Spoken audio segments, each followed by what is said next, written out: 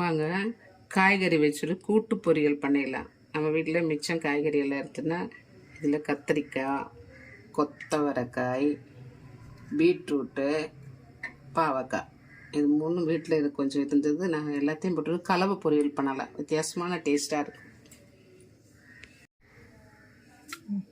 இது கூட சேர்க்க போகிறது ஒரு பெரிய வெங்காயம், அரை டீஸ்பூன் மஞ்சத்தூள், ஒரு டீஸ்பூன் மிளகாத்தூள், கொஞ்சோண்டு கறிவேப்பிலை. இது எப்படி செய்கிறேன்னு பார்ப்போம். சட்டி சூடாயிடுச்சு. 1.5 டேபிள் ஸ்பூன் ஆயிலை ஊற்றிக்கலாம். சூடானதும் நம்ம கடுகு ஒரு 1/4 டீஸ்பூன் கடுகு போட்டுக்கலாம். கடுகு பொரிஞ்ச உடனே நம்ம வெங்காயத்தை போட்டுக்கலாம். அடுத்தது நம்ம பாவக்காய் போட்டுக்கலாம்.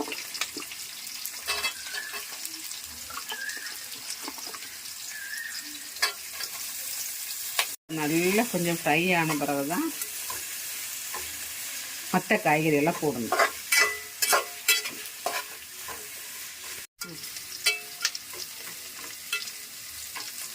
இப்போ பாவக்காய் இந்த பக்கமாக வறுத்துட்டுன்னா அதுக்கப்புறம் மற்ற காய்கறி சேர்த்துக்கலாம். ஏன் அப்படின்னா இதில் பச்சை வாசனை, அந்த கசப்பு தன்மை நிறைய இருக்கும் பச்சையாக போடும்போது.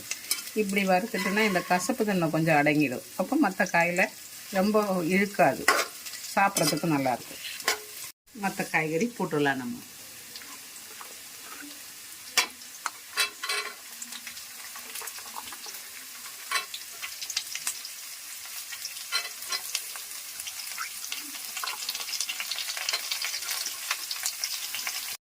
கருவேப்பிலை ஒரு 3 கண்டு போட்டுடலாம்.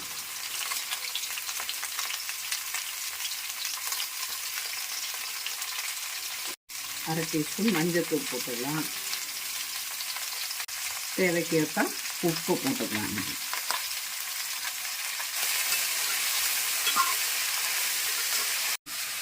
ஒரு 3 நிமிஷம் கொஞ்சம் ஹை ஃப்ளேமில் வச்சு இது கொஞ்சம் கலரி விட்டுட்டே இருந்தால் கொஞ்சம் தண்ணி வற்றும். அதுக்கப்புறமா கம்மி ஃப்ளேமில் போட்டு நம்ம ஒரு 10 நிமிஷம் மூடி வச்சிடலாம். நடுவில் ஓப்பன் பண்ணி அது கலரி விடணும்.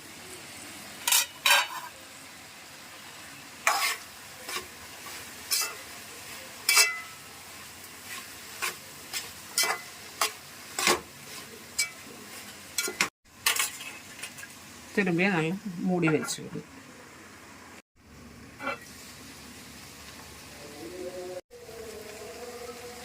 இப்போ நம்ம 1/2 டீஸ்பூன் மிளகாத்தூள் போட்டுடலாம். கொஞ்சோண்டு பெருங்காயம். தேவைன்னா புளிப்பு தேவைப்படுறவங்க கொஞ்சோண்டு லெமன் ஜூஸ் போடலாம். எங்களுக்கு அது தேவையில்லாதனால நாங்கள் போடலாம்.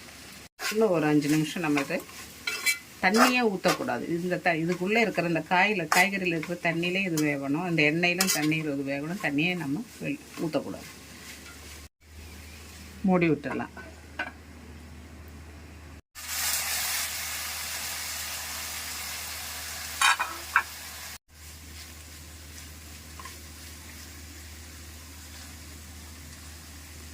அவ்வளோதான், நல்லா ஃப்ரை ஆயிடுச்சு. இது இந்த பக்கத்தில்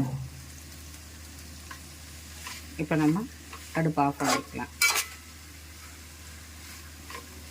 சாப்பாடு கூட, மோர் குழம்பு கூட, கிள்ளி சாம்பார் கூட, தக்காளி சாதம் கூட, எது இருந்தாலும் எந்த சாதம் கூட, கலவை சாதம் இருந்தாலும் கூட நம்ம இதை சைட் டிஷ்ஷாக வச்சுக்கலாம். நல்ல டேஸ்ட்டாக இருக்கும்.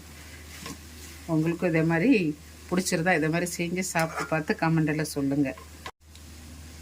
லைக் பண்ணுங்கள், ஷேர் பண்ணுங்கள், சப்ஸ்கிரைப் பண்ணி சப்போர்ட் பண்ணுங்கள்.